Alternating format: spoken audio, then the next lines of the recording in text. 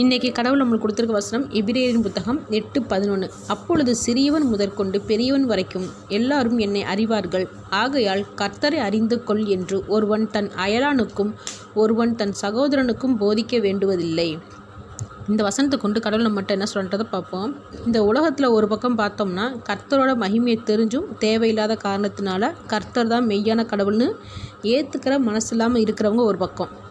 மறுபக்கம் பார்த்தோம்னா கடவுள் செஞ்ச அற்புதங்களை அதிசயங்களை மற்றவங்ககிட்ட நம்ம பகிர்ந்து கொள்ளும்போது அதை ஒத்துக்க மனசு இல்லாமல் சில பேர் இருப்பாங்க.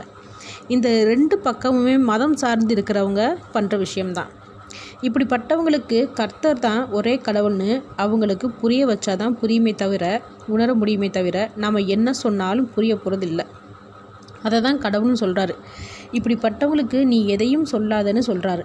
கடவுள் நியாயம் தீர்க்கும்போது அந்த நாள் அன்னைக்கு இப்படிப்பட்டவங்களுக்கு புரியும் மெய்யான கடவுள் கர்த்தர் தான்ன்றது. அதை கர்த்தரே புரிய வைப்பார். ஆமேன்.